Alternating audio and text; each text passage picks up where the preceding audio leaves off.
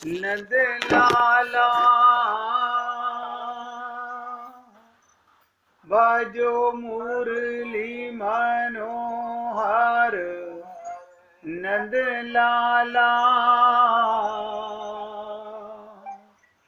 भज गिरिधर गोविंद गोपाला भज गिरिधर गोविंद गोपाला भजो मुरली मनोहर नंद लाला भजो मुरली मनोहर नंद लाला भज गिरिधर गोविंद गोपाला भज गिरिधर गोविंद गोपाला भजो मुरली मनोहर नंद लाला भजो मुरली मनोहर नंद लाला भज गिरिधर गोविंद गोपाला भज गिरिधर गोविंद गोपाला बोलिए वृंदावन बिहारी लाल की जय जय जय श्री राधे जय जय श्री राधे। सभी भक्तों से निवेदन, बहुत एकाग्रचित्त होकर सत्संग के प्रत्येक शब्द को पूरी एकाग्रता के साथ हृदयंगम करने का पूरा प्रयत्न कीजिएगा। रोज निवेदन करता हूँ ये इसलिए कि हम लोगों का मन बहुत चंचल है, मन हमारे बस में नहीं है और मन में अभी भगवान से उतनी प्रीति भी नहीं हुई है कि संसार मन में आए ही नहीं, ऐसा भी नहीं हुआ है। इसलिए निवेदन किया जाता है कि बहुत एकाग्रचित्त होकर के सुनिए। कल आपके साथ बहुत गूढ़ चर्चा हुई कि गोपी चाहती है हमारी आंख में ईश्वर हो, भगवान चाहते हैं कि गोपी के मन में ईश्वर हो। आंख का मतलब है सामने हो और मन का मतलब है अंतःकरण में भगवान हो। इसका निचोड़ उसे समझो। आंख के सामने भगवान रहें तो कोई मन के सामने ना भी रहें लेकिन मन में रहें तो जहां जहां मन जाएगा वहां ईश्वर रहेगा। मन में कब रहते हैं? जब भगवान के साथ हमारा अटूट संबंध, अटूट संबंध। ये अटूट संबंध कैसे होगा? अटूट संबंध भगवान से कैसे होगा? आप सोचिएगा। जब तक हमें आत्मज्ञान नहीं होगा अटूट संबंध नहीं हो सकता। जब तक ये जीव अपने को जड़ शरीर को मैं मानता रहेगा तो चेतन ना अपना पता ना अपने का पता, और दोनों मिले हुए हैं। आत्मा और परमात्मा कभी अलग हुए नहीं, कभी अलग हो नहीं सकते।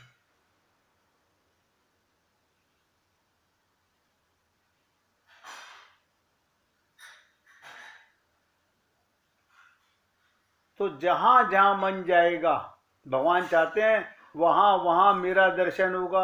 इसलिए मन पर थोड़ी नजर रखनी चाहिए। कई बार आपके साथ सत्संग में चर्चा चली, मैं तो यही मानता हूं कि आप ऐसा अवश्य करते होंगे, लेकिन कितना करते होंगे? भगवान को धोखा नहीं दे सकते, हम संत महात्माओं को धोखा नहीं दे सकते। अगर धोखा देते हैं तो अपने आप को देते हैं।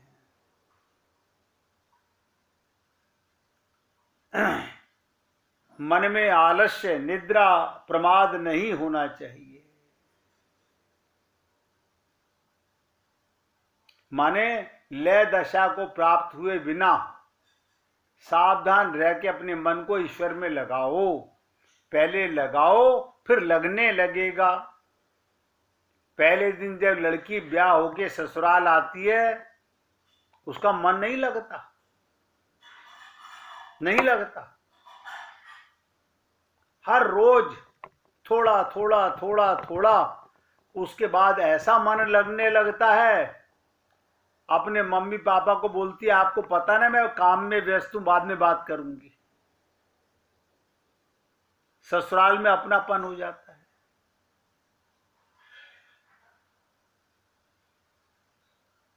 तो मन को ईश्वर में अगर लगाने का प्रयत्न करोगे तो देखोगे अर्थ के रूप में भी भगवान, धर्म के रूप में भी भगवान, काम के रूप में भी भगवान, मोक्ष के रूप में भी ईश्वर मिलता है। यही तो कमाल है, जित देखो तित श्याममयी है। जो मन उसमें जाएगा थोड़ा और थोड़ा परमात्मा में जाएगा तो अनुभवता की पूर्णता कब होगी आप सोचिएगा। हम लोगों का यही हाल है। मंदिर में गए, भगवान का दर्शन, मन नहीं, मन परिवार में ही है। बहुत से लोग सोचते हैं ऐसा क्यों। मैंने कल आपके साथ इस पर थोड़ी चर्चा भी की थी। जड़ और चेतन में ग्रंथि पड़ गई है। हम चेतन हैं लेकिन अपने को शरीर मान के ये सुलझ नहीं पा रही। कल्याण शरीर का नहीं होना है। शरीर तो सबको पता है, हमने अपने माता पिता दादा दादी का यही राग कर दिया है। आत्म कल्याण। और ये भी आप लोगों ने सुना कि आत्मा का ना किसी से ममता होती है ना किसी से मोह होता है, ये मन का खेला है। तो मूल चीज हमारा मन बिगड़ा हुआ है। अपने आप को नहीं लगेगा कि हमारा मन बिगड़ा हुआ है। जब केवल आंख को नहीं, त्वचा से नहीं, नासिका से नहीं, ये मत समझो कि प्राकृतिक इंद्रियां ईश्वर का अनुभव करेंगी। ये इंद्रियां दिव्य हो जाएंगी। यानी आपकी आंख जिसे देख रही है वो परमात्मा है, कान शब्द सुन रहे हैं उसमें परमात्मा है। अब बताइए कभी आपने देखा अलमारी बोलते हुए, सोफा बोलते हुए? ये जड़ वस्तुएं तो बोलती नहीं।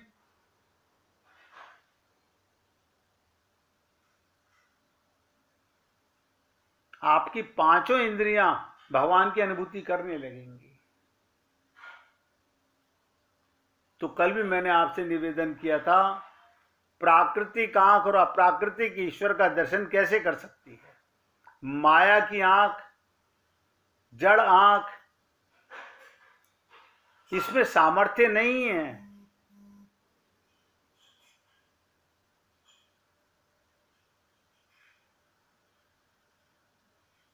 इसमें सामर्थ्य नहीं है। मन की आंख, आत्मा की आंख। अब आत्मा ज्ञान होगा तो आपकी दिव्य आंख होगी।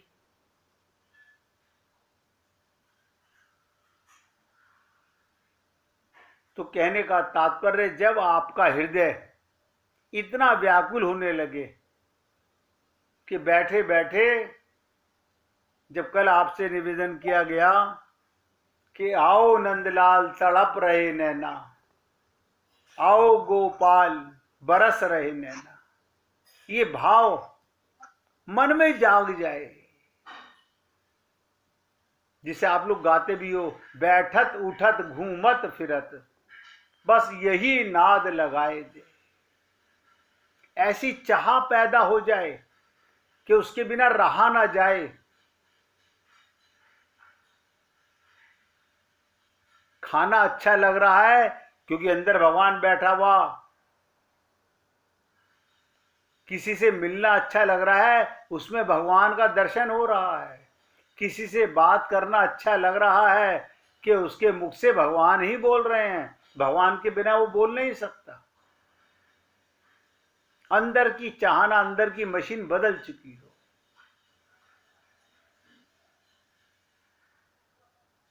तो सर्वज्ञ सर्वशक्तिमान दयालु प्रभु आकर हमारी प्राकृतिक इंद्रियों को हटाकर, ध्यान से सुनिएगा, जब आपके अंदर छटपटाहट महसूस हो गई,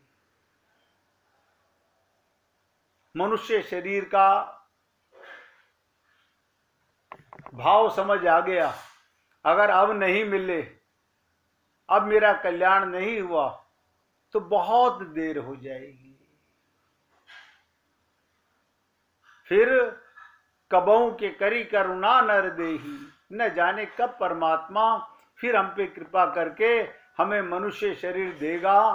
फिर ABCD द्वारा से सारी मेहनत करनी, कफायत करनी पड़ेगी। फिर कहीं भगवान की कृपा से आप और हम लोगों को कोई संत महात्मा सत्संग मिलेगा और हमारा मन उसको स्वीकारेगा। इतने देर, इतने वर्ष, इतने जन्म हम कहां भटकेंगे? 84 लाख योनियों में।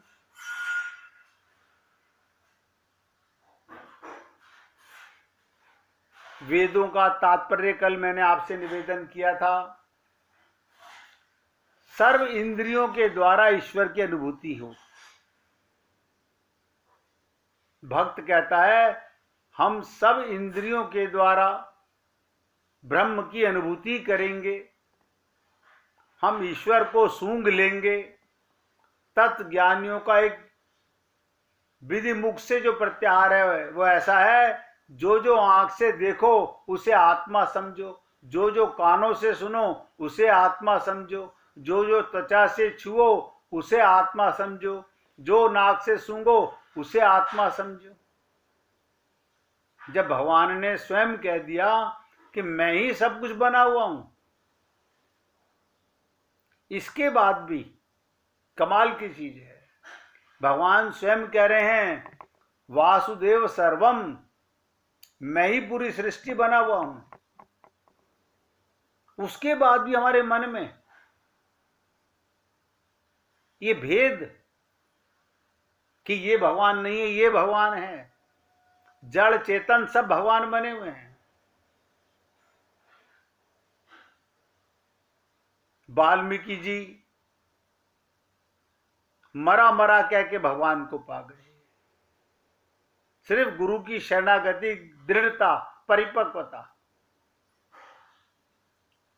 इसलिए हे पुण्य आत्माओं, संपूर्ण वेद शास्त्रों का तात्पर्य ये, हम परमात्मा की ओर अग्रसर होवें, परमात्मा को प्राप्त करें। इस देह का मूल लक्ष्य यही है।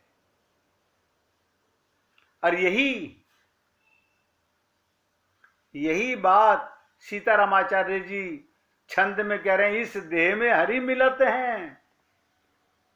इसका मतलब मिलने को एक केवल परमात्मा, बाकी सब बिछड़ेंगे। आपका जहां जहां अपनापन है वो सब बिछड़ेगा, सब। ये आज समझ आए या बिछड़ने के बाद समझ आए। मैंने आपसे ये भी निवेदन किया था कि कबूतर आंखें बंद कर ले तो बिल्ली झपट्टा नहीं मारेगी क्या? आप और हम लोग अनजान बने रहें तो क्या काल मृत्यु नहीं आएगी शरीर की? मौका चला गया, फिर पछताए क्या होत है, जब चिड़िया चुग गई खेत। बार बार सोचिए। तो भगवान में मन लगे कैसे, ये मूल चीज है। बहुत ध्यान से सुनिएगा। भगवान में मन कैसे लगे, इसका एक बहुत आसान तरीका बता रहा हूं। भगवान के गुण सुने, भगवान के चरित्र सुने, उनकी महिमा सुने, उनके पारायण होवें। सुनने से बड़ा लाभ होता है, इतना पढ़ने से लाभ नहीं होता, क्योंकि पढ़ेगा आपका मन और आपकी बुद्धि। पढ़ने से वो प्रेम प्रकट नहीं होता जितना सुनने से होता है। भक्तों के चरित्रों से बड़ा लाभ होता है। वो भी एक बढ़िया उपाय है। दिन में घंटा 2 घंटा आप कहीं एकांत में बैठ जाओ, कमरे में बैठ जाओ, दरवाजा बंद कर लो, भक्तों के चरित्र। अगर भक्तों के चरित्र सुनोगे या पढ़ोगे, जिनको पढ़ते पढ़ते गदगद हो जाओ, उनमें प्रियता आने लगे।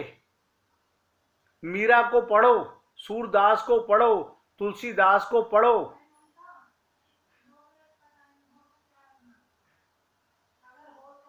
और जैसे ही प्रेम प्रकट होने लगे तो पुस्तक छोड़ दो। अब भगवान का कीर्तन चालू कर दो, भगवान का चिंतन। मन इधर उधर जावे, वैसी बात ना रहे, तो फिर एक पन्ना पीछे से पढ़ो दोबारा, क्योंकि एक बार के पढ़ने में समझ नहीं आता, बार बार पढ़ो। आप देखो रामचरितमानस सबने सुनी, सबने पढ़ी। तुलसीदास जी कह रहे हैं, मोह सकल व्याधिन कर मूला, तिनते पुनः उपजय बहुसूला। वो कह रहे हैं मोह कैंसर का फोड़ा है, और आप और हम सब लोग, हमारे शरीर को कैंसर नहीं है, मन में कैंसर है। नहीं समझ पाते हम लोग। हमारा तन तो स्वस्थ रहेगा, ये हो नहीं सकता। आयुर्वेदिक सिद्धांत है, वात पित्त कफ ये शरीर के रोग, और काम क्रोध लोभ ये मन के रोग हैं।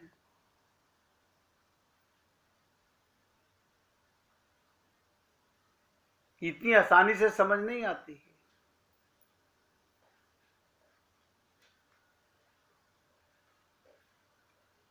मन लगाना पड़ेगा बस, उसके बाद फिर मन लगने लगेगा।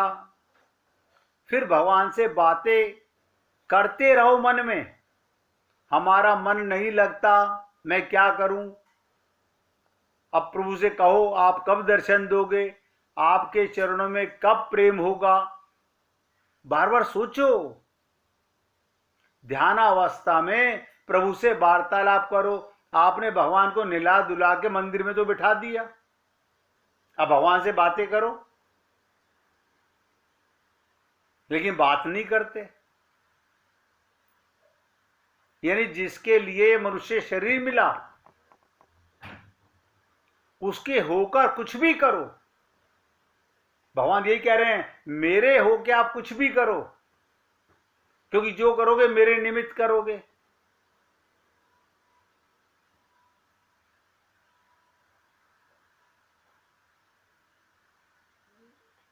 विनय पत्रिका में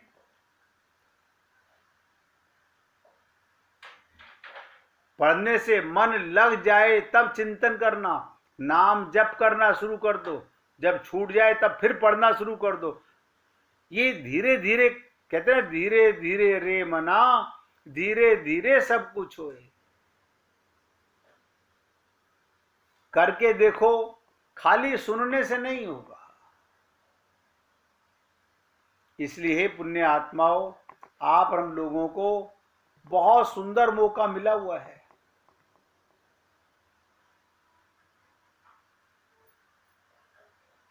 आप सोचो, हमारे माँ बाप हमारे को ज्वेलरी दें, मकान दें, हमारे नाम कर दें, हम कितना खुश होते हैं।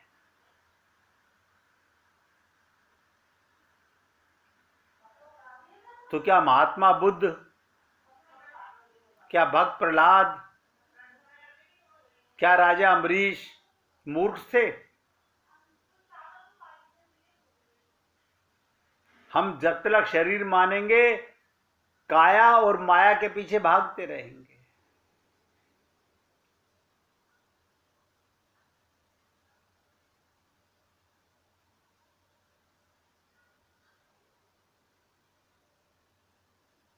भगवान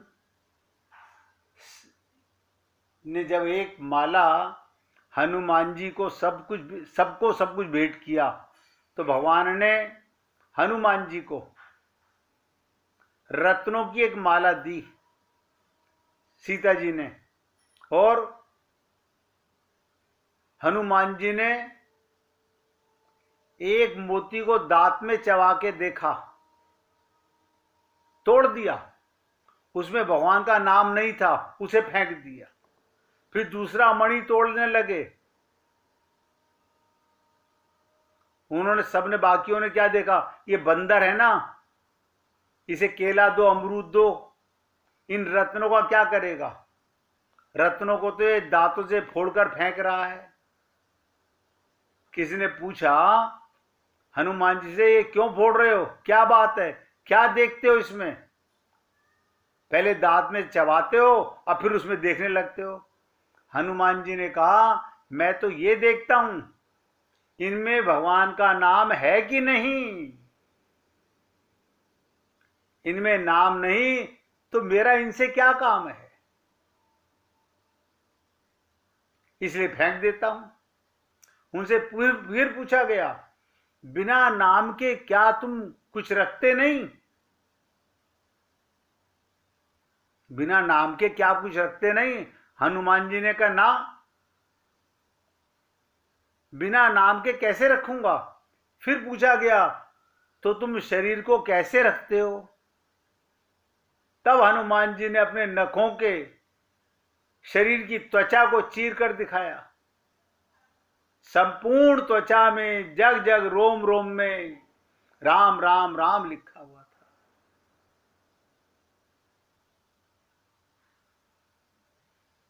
चीर के दिखाई त्वचा अंकित तमाम, देखी चाम राम नाम की।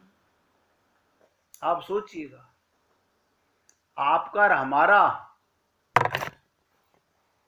कल्याण होने का पूरा मौका मिला हुआ है हमारे को, और करना कुछ नहीं है। देखो कमाल कीजिए, अपने को अपना मानना है।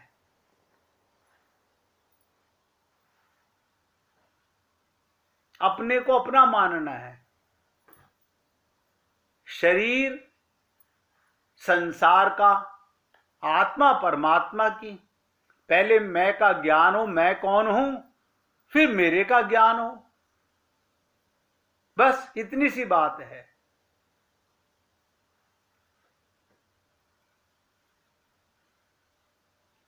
इसलिए संपूर्ण वेद शास्त्रों का तात्पर्य, हम परमात्मा की ओर अग्रसर होवें, परमात्मा को प्राप्त करें। आप समझ लीजिएगा, ये तो आप सब लोगों को, हमको सबको पूरा 100% तजुर्बा हो चुका कि यहाँ की कोई वस्तु, यहाँ का कोई रिश्ता, यहाँ का कोई नाता, आपका ये शरीर आपके साथ नहीं जाने वाला। जो यहां मिला है वो यहीं रह जाने वाला है। आपके साथ जो आया था, जो आपके साथ सदा रहता है, वही आपके साथ जाएगा। अब आप और हम लोग जीते जी इस भ्रम को, इस माया के प्रपंच को खुद मिटा देंगे तो आगे बढ़ जाएंगे। और माया में ठगे रहे, ऐसे ही धोखा देते रहे तो बुरा मत मानिएगा, हमारी पूजा पाठ अर्चना उपासना काम नहीं आएगी। 0/100।